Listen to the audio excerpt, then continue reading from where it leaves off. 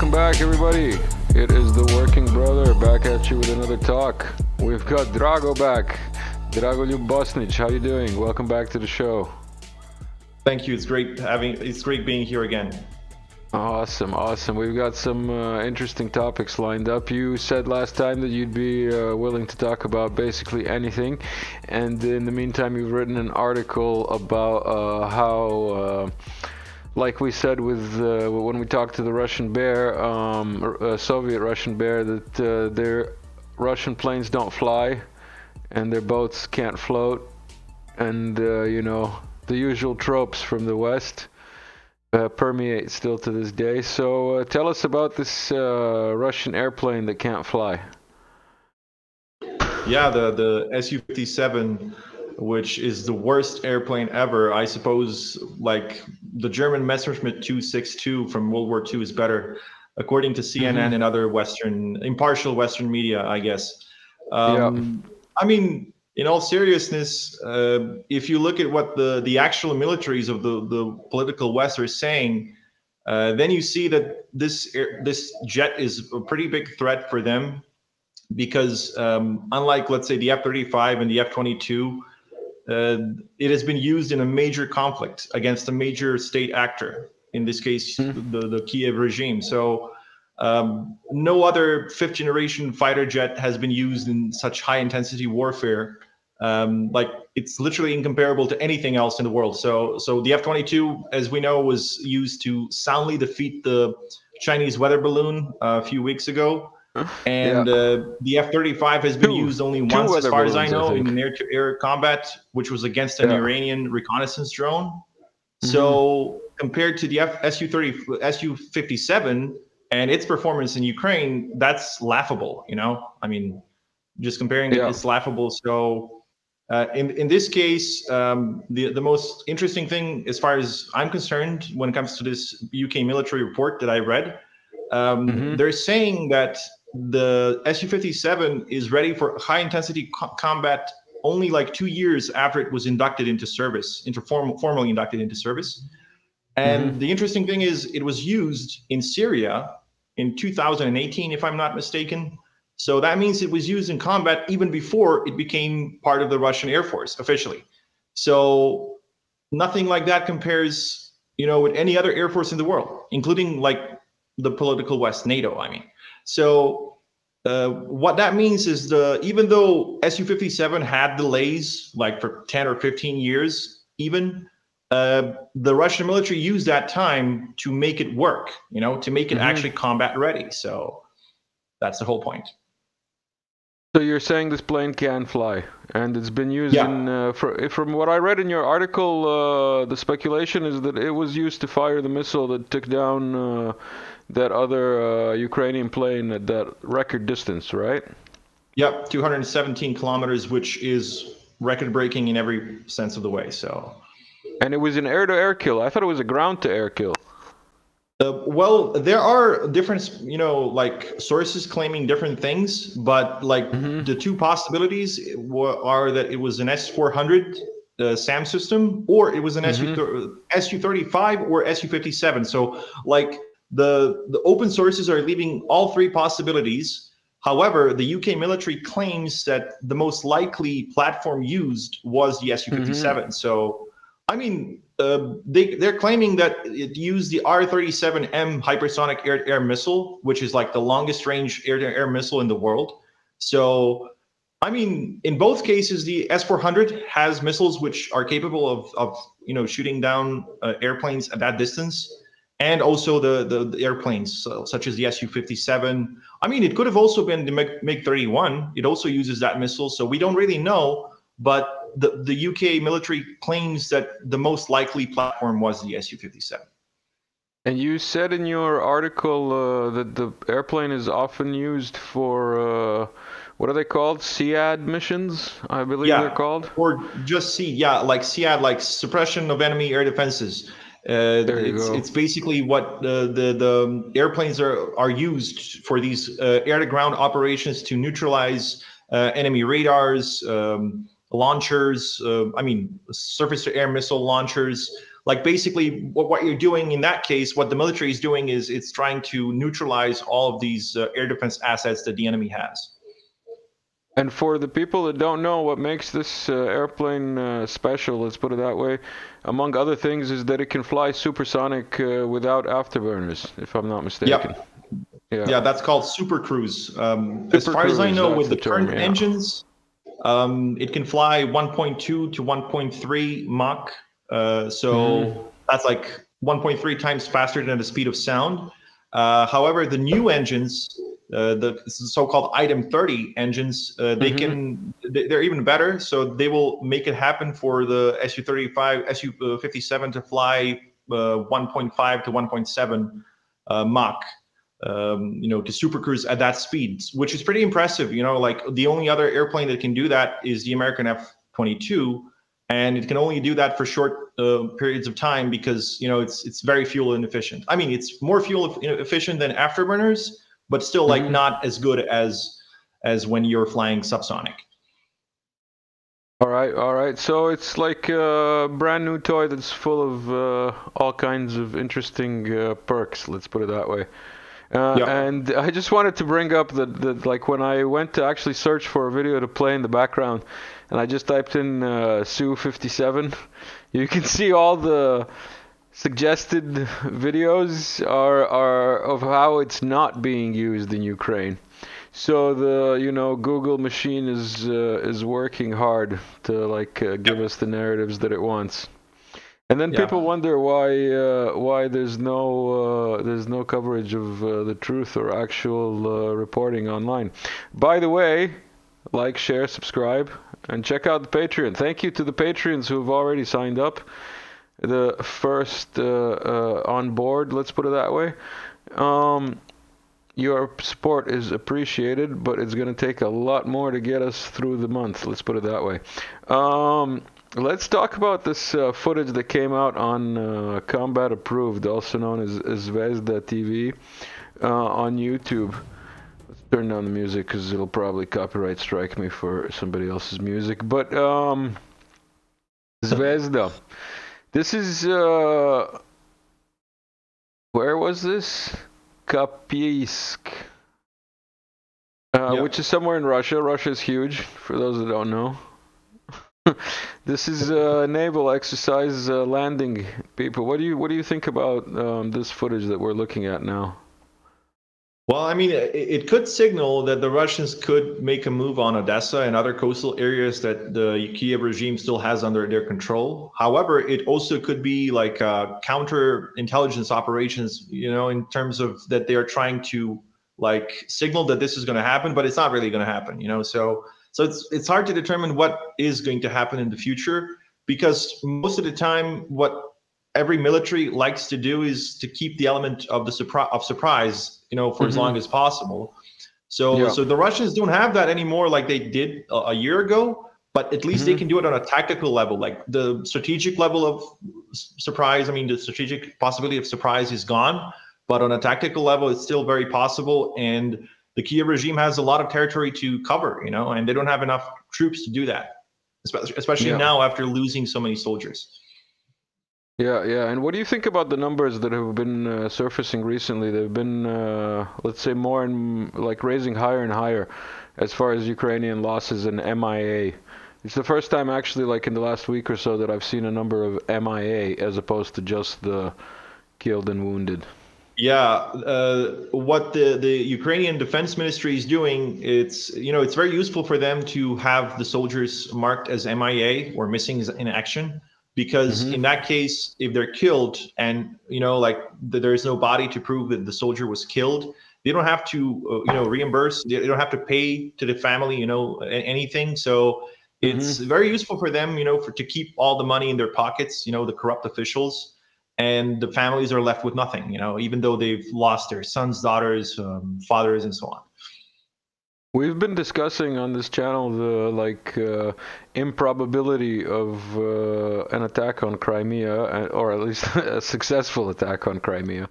And recently, there's been news of like something. It was supposedly reported as a drone first that hit near an airbase in Crimea, near Simferopol, as we can see on the map there. And there's speculation because of the size of the crater that it was Grom 2. Ukrainian upgrade of like an Iskander or something. What do you think is the likelihood of actually doing serious damage to Crimea, and what do you think the Ukrainians are using for that? Well, I think it's not impossible that they've used that missile specifically, but as far as I know, the missile has been in development for decades, and it's been very slow, and it's been very inefficient because the financing wasn't there, and maybe there is now. I mean, because of all the money that they're getting from the political West and all these NATO countries. However, I think they probably don't have enough time and also the production facilities to produce that many of them, especially now that the Yuzhmash, which is supposed to produce these missiles, is being, destroyed by the Russians. Like it's been hit already, like, I don't know, 5 or 6 times, maybe even more. I'm not sure. Now it's been a year, so I stopped counting after the first few months. So I'm not sure if they have the production facilities to produce that many of them. I mean, those are, such missiles are certainly advanced enough to, go through any air defense system if there are enough of them. But I'm not sure how many of them the Ukrainians have. So yeah, we'll see, I guess. All right, I've got a little meme here that I came across today, because this is a comedy channel. After all, it is the worst comedy channel on YouTube. So everybody remembers this meme. I mean this tweet, because he actually tweeted something that should have been a meme. But who is this guy? MEP, member of European Parliament. That's what he was, Sikorsky. Yeah. Thank you, USA was his original tweet, and this is making fun of the recent narrative that's been pushed by, was it the New York Times? Is it the New York Times? Yeah. The lousy attempt to whitewash the Biden administration. Yeah, it's a pro-Ukrainian group. It's not the Biden regime. Let's see if we can. What else have we got here? Oh, this is a good one. Yes, comedy show. And we discussed this before. We also did a Fun with Flags episode with the Soviet Bear. We'll put a link somewhere here. I came across this too, Soldier Bingo in Ukraine. It's pretty good. You can definitely play this bingo and win often. Yeah. Let's put it that way. And there are no Nazi symbols there at all. Yeah, no. There's no Nazis in Ukraine at all. There never were. This is a picture that came out from Donetsk the other day. I've actually been near this church. And it's good to see that the aviation is working in Donetsk in recent times. It's refreshing. What do you make of the change in pace and the change in let's say people who are involved in the area around Donetsk? Do you think that now that Bahmut is almost fallen, let's put it that way, that Donetsk is going to be relieved? Yeah, I think, the further they push the Kiev regime forces to the west, the safer the people of Donbass will be, especially in Donetsk, which has been shelled for like almost a decade now. So, and not shelled like occasionally. It has been a daily occurrence, especially in the last 2 years, I guess, especially in the last year. And this unrelenting campaign to wipe out the people of Donetsk is I don't know if anything else can compare in recent years, and I'm really amazed by the courage of these people who have stayed, there, and they're living there. They're still living there, even though they are being shelled every day. And the kids are going to school, and people are going to to work, to shops, and just like trying to live a normal life while shells are flying around. So it's incredible. Yeah, it's a tragedy. and the heroic stance on the side of the residents of the Donbass. Considering I mentioned Bahmut, I wanted to play this for people who might not be on Telegram. Again, everybody get on Telegram. Find the Working Brother on Telegram, and then find other channels on Telegram as well, because it's like Twitter and Facebook and everything else combined, but much better. This is the road out of Bahmut, or one of them. One of the few that are left out of Bahmut. As a military analyst, quote unquote. Yeah, how would you assess this road, quote unquote, as a military analyst? Yeah, this amazing highway is perfect for these very light Western tanks. You know, I mean, if you put 75 tons on this highway, it's gonna go smooth. You know, it's just gonna be floating. Yeah. All right. Oh, we've got Prigozhin. Hold on, we have to watch this from the beginning. This might not be seen anywhere, basically, so it's good always to show it to the guest. Let me put the TV on, and basically, was it the New York Times again? I think it's the New York Times who like tried to They try to speculate the Wagner group and the Russian military against each other. So yeah, I'm not sure how successful they were. I don't know. I think from the onset, the whole ammo thing is just like a ruse to, like, you know, give the enemy hope, basically.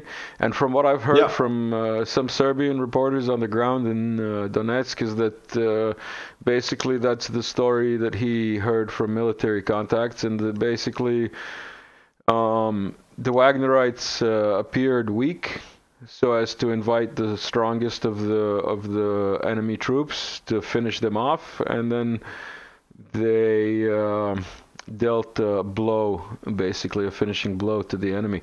Let's watch and listen to what Prigozhin has to say. Приехал на совещание командиров в университет Донецк. Пошел прогуляться по городу. Одел модный бронежилет с чехольчиком на яйца. Все-таки 8 марта, чтобы нарядным быть. Зашел, достопримечательности, место намоленное. Танк, который освобождал Украину от фашистов. That we're never there. Зашел на него посмотреть. А тут приходит сообщение. NYTimes вопрос задает, что появилась информация от генерала Череватова, что, по его мнению, Бахмут — это последний рубеж ЧВК «Вагнер». Especially for New York Times magazine from Bahmut, exclusively from Евгений Prigozhin и Александр Симонов. Значит, что касается ЧВК «Вагнер» последнего рубежа, это, значит, внутренние разборки, поэтому тихо, не шуметь. Сейчас пролетит, а то в ушах свистит. Вот. Вариантов может быть несколько. Вариант первый. И вправду это последний шаг ЧВК «Вагнер». Многие вещи вечно не живут. 300 спартанцев, 3 богатыря и так далее остаются в памяти народа. Так и с ЧВК «Вагнер» может случиться. Другое дело, что этот рубеж мы достойно возьмем. Что будет после взятия Бахмута? Вам министр обороны сказал о том, что после взятия Бахмута у нас откроется оперативный простор. И в настоящий момент мир не сталкивался еще с российской армией, хорошо подготовленной, с теми подразделениями, которые еще не вступали в бой, имея все возможное современное вооружение, средства разведки, идеально подготовленные, они ждут своего часа. Как раз того самого после открытия оперативного простора ЧВК «Вагнер» после Бахмута. Но это отдельная история. Тогда весь мир содрогнется. Есть второй вариант развития событий. Вы за демократию, а мы за справедливость. В России 140 миллионов человек, из которых половина за справедливость. Поэтому если 70 миллионов человек, которые хотят справедливости, вдруг неожиданно придут и скажут, что мы хотим в ЧВК «Вагнер», то вы получите 70-миллионную ЧВК «Вагнер». И это тоже радует. Поэтому варианты могут быть различны. Теперь, коли уж Rolling level masterful. достучалось, вернее, коли на меня внимание обратило... It's the new level, Prigozhin level, I guess. They have to make it. Не могу не обратиться к чреватому, к Залужному и, как обычно, к Владимиру Александровичу Зелинскому. Это наше традиционное обращение из Бахмута, поэтому, Владимир Александрович, приветствую вас. Я благодарен, что вы приняли решение о том, что все-таки будете работать в Бахмуте. Нам это приятно. И мы уже привыкли друг к другу, и поэтому, как говорится, приросли. Единственная просьба. Стариков, детей забирайте. И сюда нормальные боеспособные подразделения. Только, пожалуйста, по-честному. Мы с вами честно откровенны, вы с нами честно откровенны. 67 580 человек с Запорожья, 21 тысячу с копейками с Красного Лимана. Я прошу, чтобы они все... были здесь, и мы здесь будем с ними дальше работать. А там вы еще потом успеете развивать успех, там наступление, все остальное. Нам надо сейчас здесь с вами разобраться. Вот, собственно говоря, спасибо огромное. С вами были Евгений Пригожин и Александр Симонов, especially for New York Magazine. Goodbye, мои хорошие. Yeah, especially for New York Magazine. So, like, I guess copyright goes to New York Magazine or whoever wants to claim it. What do you have to say about Prigozhin's morning address from Bahmut on Women's Day, International Women's Day? I mean, I don't think I can say anything more than he already did, and his own address was perfect in every way. So. I mean, I have very little to add. I'm not sure what could I even add to that. I mean, he nailed it. He nailed it in every way. On the subject of no Nazis in Ukraine, we have some propaganda straight from Putler himself.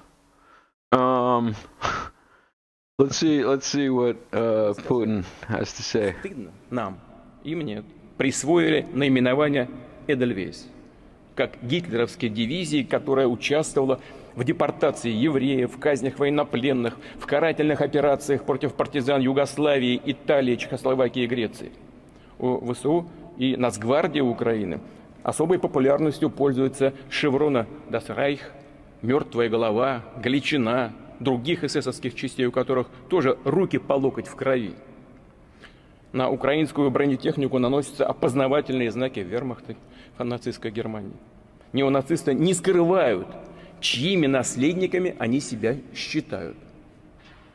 Удивительно, что на Западе этого никто из власть придержащих не замечает. It's true. I mean, we've seen a bunch of videos of everything that he just mentioned.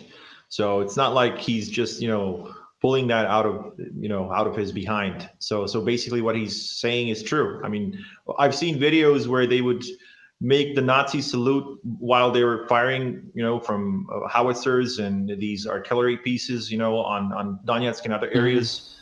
So it's I mean, they're so shameless about it that they're not even hiding it, Yeah. So it's so open.